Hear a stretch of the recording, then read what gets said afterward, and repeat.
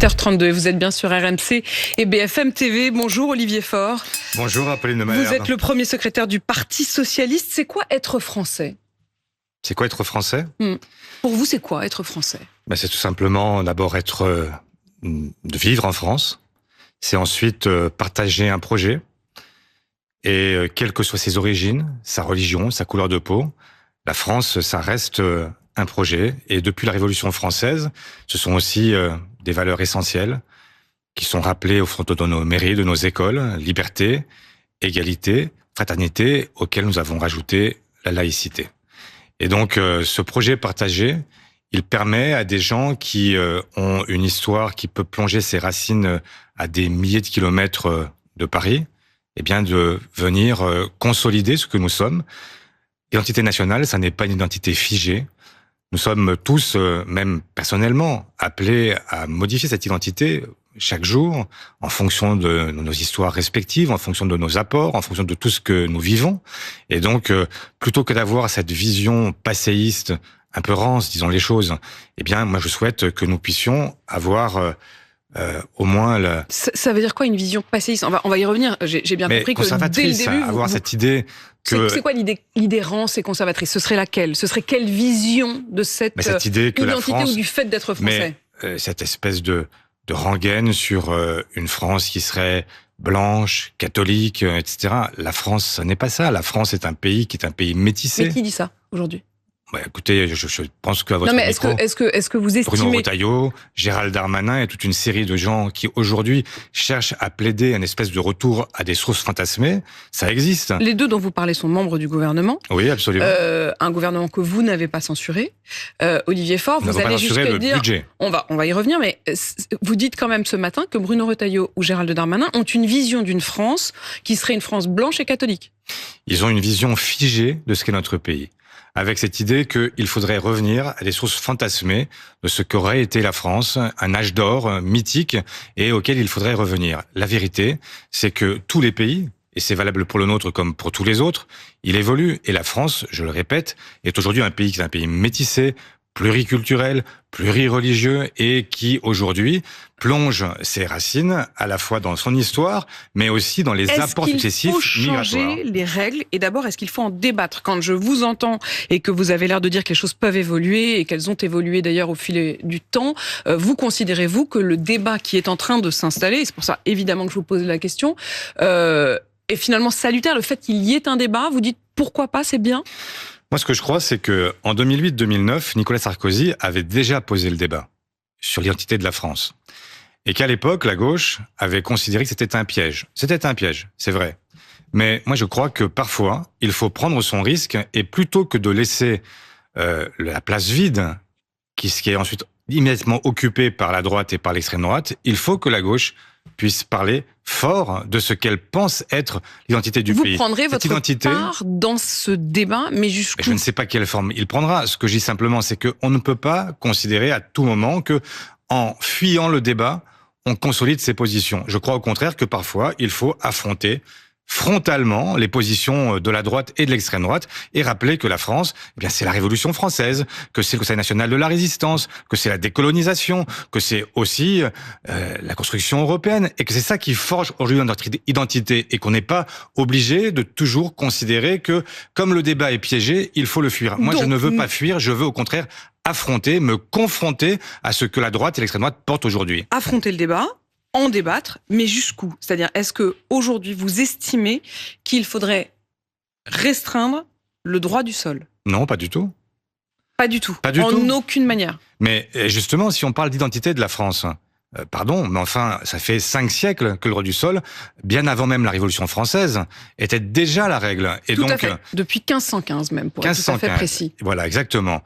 Et donc, on a là un des éléments constitutifs de ce que nous sommes, qui a été consolidé ensuite par la Révolution, par la République. Mais ensuite, il y a eu des contours, c'est-à-dire il y a la question de l'automaticité ou non de la nationalité française avec le droit du sol, et il y a désormais cette question. Vous évoquiez vous-même l'idée que être français, c'est partager un certain nombre de valeurs et même un projet commun. Est-ce qu'il faut que ce soit exprimé ? Ma question c'est, est-ce que partager ce projet, c'est automatique quand vous naissez en France ? et donc que vous devenez français à 18 ans, ou est-ce que, comme certains au gouvernement commencent à le laisser entendre, il faudrait exprimer la volonté de partager ce projet, c'est-à-dire demander cette nationalité? Apolline de Malherbe, vous avez demandé à quel moment votre nationalité française? À quel moment avez-vous exprimé votre adhésion au projet? Moi non plus, je ne l'ai pas fait. Oui, mais c'est la question. Je ne sais pas si vos deux parents... Olivier Faure, votre question est un peu étrange, parce que vous-même, vous le savez, en France, il y a deux manières de devenir français. Oui, bien sûr. Il y a le droit du sang et le droit du sol. On vous a pas demandé parce qu'effectivement, vous rentriez dans la première catégorie. La question, c'est la deuxième. Est-ce qu'effectivement, Olivier Faure, vous considérez aujourd'hui, et ça a évolué. Ça a évolué, y compris récemment. Parfois, il faut encore faire la démonstration d'y avoir vécu 5 ans. Est-ce que ça doit être moins? Est-ce que ça doit être plus? Je vous dis pas forcément qu'il faut le durcir. Est-ce qu'il faut changer ces règles-là? Non, il ne faut pas les changer. Et ce que je dis simplement, c'est que je disais effectivement, la France est un projet, au sens où ça n'est pas simplement une histoire, un patrimoine, une langue, mais c'est aussi un projet partagé. Mais ce projet, c'est à nous de le faire partager à celles et ceux qui vivent sur notre sol. Et quand vous avez un enfant qui est né en France, qui ne connaît que la France, vous voulez lui refuser vraiment la capacité à devenir français à 18 ans? Mais pour quelle autre nationalité? Pour quel autre pays qu'il ne connaît pas? La vérité, c'est que on est on est là où on vit. Et la réalité, elle est celle-là. Et donc, je ne vois pas très bien quelle est cette vision. Il n'y a pas besoin d'exprimer le partage de ces valeurs dont vous parliez. Il n'y a pas besoin de les exprimer. Mais l'expression, elle doit être quotidienne et elle doit d'abord venir de celles et ceux qui ont la charge du pays, de faire partager un projet, de fédérer autour d'un projet. Voilà ce que moi je crois. Et ça n'est pas, je ne comprends pas très bien comment on irait demander à un jeune de 16 ans de lui demander de partager un projet qu'il ne connaît pas. Si on n'a pas fait l'effort de le partager avec lui. Il peut le faire spontanément. Vous le savez. Oui. J'imagine que vous avez bien en tête toutes les règles. En France, c'est automatique à 18 ans, mais on peut également le demander. C'est-à-dire, on peut justement spontanément avoir cette demande par anticipation. Ça veut dire, Olivier Faure, qu'aujourd'hui vous dites il faut pouvoir en débattre, mais la réponse que vous apportez déjà à ce débat, c'est que ça n'est pas pour changer la loi. Oui, absolument. Moi, je souhaite la confrontation. Je souhaite qu'on en finisse avec ces fantasmes qui sont en permanence véhiculés par une partie de la droite et par l'extrême droite. Je vois cet alignement progressif de ces deux planètes sur les mêmes sujets. Je vois que des gens qui autrefois étaient en réalité avec une vision plus républicaine, plus affirmé. Et aujourd'hui, je vois qu'il y a un glissement progressif d'une partie de la droite vers les thèmes qui sont ceux de l'extrême droite. Et donc, ce que je souhaite, c'est que la bataille culturelle, soit menée par la gauche et que nous n'acceptions pas de cette lente dérive, et surtout que nous n'acceptions pas non plus de fuir le débat, parce que ce débat que nous fuyons, il laisse un vide, et ce vide, il est progressivement occupé. On l'a bien compris, vous en prendrez toute votre part par la droite et l'extrême droite. Quand vous dites il y a ce glissement, est-ce que c'est le glissement des partis ou est-ce que c'est le glissement des Français? Quand je vois que les Français eux-mêmes, et notamment interrogés par l'Institut Ipsos pour la Tribune dimanche hier, dit que 74 des Français estiment qu'il faudrait une consultation populaire sur les aspects sociaux de la politique migratoire, et notamment sur une question dont ils considèrent qu'il faut la poser. Est-ce qu'il faut ou non un accès au logement et aux allocations sociales pour les étrangers? Est-ce que vous considérez que c'est les Français... Là, on a dérivé d'un sujet à un autre, d'ailleurs, vous le remarquerez. Tout à fait. Et on sent bien que c'est aussi ces questions-là qui agitent. Est-ce que tout cela, vous estimez que c'est une sorte de paquet de l'extrême droite qui aurait contaminé à la fois la classe politique française et les Français? Absolument. Il y a aujourd'hui une forme d'aversion entretenue pour l'étranger, qui devient l'ennemi systématique, alors même que rien ne le justifie. Et là, tout à l'heure, on parlait des Français, des jeunes Français qui deviennent... qu'ils deviennent à 18 ans ou avant, s'ils le demandent. Eh bien, la réalité, c'est qu'on parle de 30 000 personnes par an. Et donc, on est là à parler de submersion, à parler, en fait, de phénomènes migratoires. Submersion, c'est donc le mot du Premier ministre. C'est le mot du Premier ministre. Et qui est surtout d'abord un mot de l'extrême droite. Et donc, malheureusement, ce que je vois, c'est que progressivement, la sémantique utilisée par une partie de la droite, reprend celle de l'extrême droite et renvoie à des concepts qui sont développés par l'extrême droite depuis longtemps et qui font appel à cette idée que nous serions aujourd'hui envahis, que nous serions à la veille d'un grand remplacement qui n'existe nulle part. Les étrangers en France, c'est moins de 10% de la population. Est-ce que vous estimez... En Suisse, c'est 30%. Et qui pense que aujourd'hui les Suisses sont devenus autre chose que ce qu'ils ont toujours été? Est-ce que vous estimez qu'il faudrait un référendum sur l'immigration? Non, je ne pense pas que ce soit un sujet qui soit possiblement tranché par un oui ou un non. La question est plus complexe. Ça peut être le débat d'une élection présidentielle, ça peut être le débat qui serait organisé aussi au Parlement, mais je ne souhaite pas que ce soit un débat qui devienne caricatural et qu'on transforme les étrangers en bouc émissaire. Ce serait trop simple. Olivier Faure, est-ce que vous regrettez d'avoir maintenu en quelque sorte en place ce gouvernement pour qu'aujourd'hui, comme vous le dites, un Bruno Retailleau ou un Gérald Darmanin, à vos yeux, reprennent les thèmes de l'extrême droite ? Ce que nous l'avons fait en responsabilité, avec l'idée qu'il fallait un budget pour la France et que faire tomber le gouvernement au moment où on adopte le budget, c'était une très mauvaise idée. Pour des raisons qui sont simples à comprendre, jusqu'au mois de juin, en gros, nous n'aurions pas eu de budget. Est-ce qu'un grand pays comme la France peut se passer de budget pour ses collectivités locales, pour ses associations, pour les entreprises qui vivent de la commande publique, bref, toute une série de conséquences économiques qui auraient été gravissimes parce que les entreprises, par exemple, ont besoin d'un cadre fiscal et social pour savoir comment avancer. Est-ce qu'elles investissent, est-ce qu'elles embauchent, etc. Voilà. Donc il y avait besoin d'un budget. Donc il n'y a pas de regret. En revanche, il y a évidemment une confusion que je ne voudrais pas entretenir. C'est-à-dire que c'est pas parce qu'à un moment on refuse de censurer le gouvernement pour permettre d'avoir un budget pour la France qu'il faudrait considérer que nous soutenons l'ensemble de l'œuvre de ce gouvernement. Nous n'avons pas soutenu le budget. Nous avons demandé à ce qu'il y ait un budget, mais ce budget n'était pas le nôtre et n'est toujours pas le nôtre. Et quant à la politique que je vois se développer jour après jour, notamment sur la question migratoire, eh bien là, il n'y a aucune raison de soutenir ce gouvernement. Nous sommes aux antipodes de ce que nous portons. Donc, est-ce que ça veut dire que vous pourriez aller jusqu'à le faire chuter ?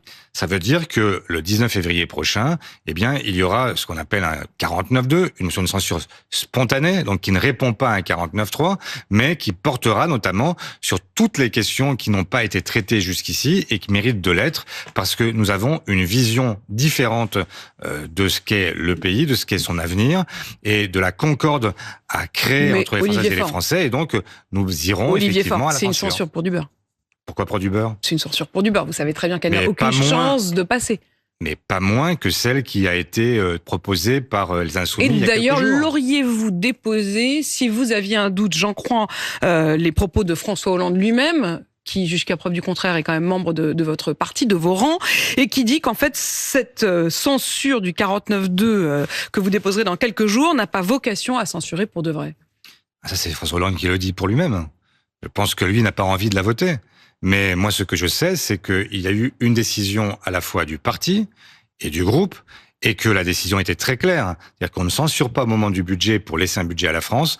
En revanche, pourquoi il dit ça, François on le censurera au moment opportun, c'est-à-dire après la séquence budgétaire. Pourquoi il le dit? Mais j'en sais rien pourquoi il le dit. Ce que je sais, c'est qu'il ne s'exprime qu'en son nom personnel et que la décision collective qui a été prise n'est pas celle-là. Mais est-ce que vous vous retrouvez pas finalement, Olivier Faure, à déposer cette motion de censure pour faire genre? C'est-à-dire pour dire, allez, regardez, on a quand même un peu censuré. Mais vous avez l'impression que je fais genre? Vous avez l'impression que... Là-dessus, je me demande, honnêtement, vous avez été trouver un truc, un 49.2 pour pouvoir dire que vous censuriez, et en même temps, vous savez très bien, et d'ailleurs, François Hollande, alors je veux bien qu'il ne s'exprime qu'en son nom, mais il était présent à toutes ces réunions. Et François Hollande, il dit, si l'on avait le moindre signal sur le fait que le RN s'apprêtait à signer cette motion de censure avec nous, à la voter, c'est-à-dire donc à potentiellement faire tomber le gouvernement, alors on prendrait nos responsabilités. Sous-entendu, on la retirerait. Mais vous imaginez le ridicule ? Vous imaginez, en fait, que nous déposions une motion de censure et qu'ensuite, parce qu'elle a des chances de passer, on ne la vote pas ? Non, mais attendez, le ridicule donc peut tuer. Il invente complètement, il fantasme, pour reprendre votre expression de tout à l'heure. Je ne sais pas s'il fantasme, mais en tout cas, je trouve que cette position est absurde. On ne peut pas dire « je souhaite que le gouvernement tombe » et si le gouvernement tombe, « ah non, mais je retire tout, pardon, je me suis trompé ». Donc vous souhaitez vraiment que le gouvernement tombe ? Mais moi, je souhaite que, comme pour toute motion de censure, elle aille à son terme et nous verrons bien ce qu'il se passera. Soit elle est votée par toute la gauche et par d'autres à l'extrême droite et donc le gouvernement tombera. Et ce ne sera pas un malheur parce que la réalité, c'est qu'il y a déjà un budget et donc que nous pourrons continuer à avancer. Vous souhaitez que le gouvernement tombe? Moi, je souhaite qu'il y ait demain une loi de finances rectificative. Je souhaite que demain, on puisse corriger ce budget. Donc, je préférerais un Premier ministre ou une Première ministre de gauche plutôt qu'un Premier ministre de droite. Ça me paraît une évidence. Je n'ai pas basculé à droite d'un seul coup dans la nuit sans m'en rendre compte. Pardon, mais je suis resté un homme de gauche et je continue à croire qu'il faut une politique de gauche pour ce pays. Olivier Faure, c'est d'abord à vos partenaires ou ex-partenaires qui ont fait ce fameux montage. Vous aviez demandé des excuses, Olivier Faure, où on voyait les deux faces d'une seule et même personne, Marine Le Pen et vous-même étant les deux faces d'une seule et même personne. Vous aviez demandé des excuses, Mathilde Panot, ici même, vous les a refusées. Ben, je regrette cette attitude qui est complètement incompréhensible de la part de gens qui, en réalité, s'estiment capables de rassembler la gauche. Mais qui veulent-ils rassembler avec ce type de montage ? C'est tout simplement honteux, renvoyer le Parti socialiste à l'extrême droite et du même coup banaliser l'extrême droite. Ça a quel sens ?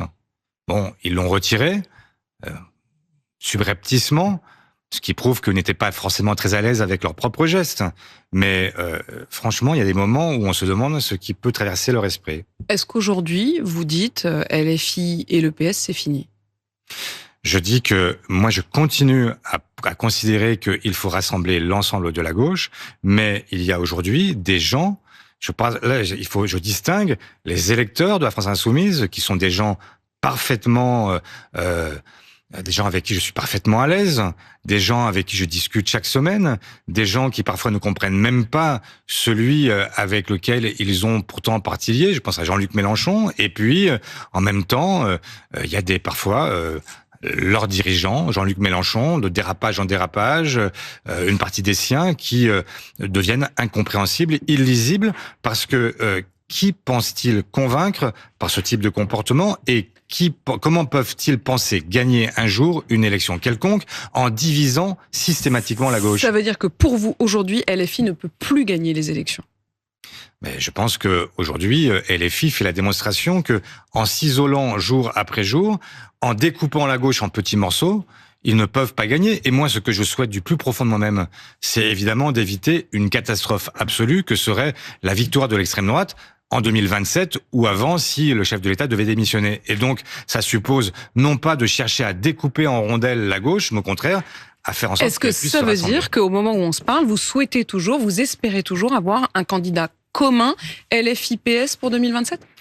Moi, je souhaite un candidat commun de la gauche. J'ai compris que les Insoumis auraient leur candidat et donc ils auront leur candidat. Et je souhaite qu'il y ait un candidat commun pour le reste de la gauche. Mais s'ils proposaient une forme de primaire de la gauche allant de LFI au PS en passant par les écolos et les communistes ? Écoutez, ils s'y sont déjà refusés. Vous avez entendu Jean-Luc Mélenchon dire que cette fois-ci, ce sera tout le projet, rien que le projet des Insoumis. Et je propose... Jean-Luc Mélenchon, à la gauche, dans un mouvement de générosité incroyable, je propose d'avoir un candidat commun de toute la gauche qui sera celui ou celle qui défend le mieux le projet que j'ai construit. Bon, en gros, j'ai mon projet et je serai le candidat. Bon, ben voilà, cette histoire est terminée. Donc maintenant, la question, c'est de savoir si le reste de la gauche et des écologistes sont capables ou non de produire un candidat commun qui permette d'arriver à l'élection présidentielle en fédérant le plus largement possible la gauche pour accéder au second tour. Et socialiste. Olivier Faure, le 19, il y aura donc votre motion de censure. Le 20 février, à l'agenda, il y a une proposition de loi défendue par Gérald Darmanin sur l'interdiction de mariage lorsque l'un des époux est en situation irrégulière. Est-ce que vous avez vu cette histoire ? Robert Ménard, donc le maire de Béziers, qui avait refusé, alors qu'il voyait se présenter en mairie un couple, une femme de nationalité française, mais un ressortissant algérien sous le coup d'une obligation de quitter le territoire, au QTF, par ailleurs connu des services de police pour vol et pour violence. Il a refusé de les marier. C'était en 2023. Et là, il est donc convoqué devant la justice cette semaine. Il risque jusqu'à 5 ans de prison et 75 000 € d'amende. La contradiction entre le fait que le mariage est l'un des motifs d'annulation justement possible d'OQTF et justement une OQTF qui, pour se marier, serait refusée par un maire. Vous auriez fait quoi, vous, à la place de Robert Ménard ? Quand on a face à soi un mariage qu'on considère comme un mariage blanc, il est légitime de s'y opposer. C'est-à-dire que si un mariage blanc, pour rappel, c'est un mariage qui est un mariage factice et qui a seulement pour but de permettre... Vous l'auriez donc refusé ?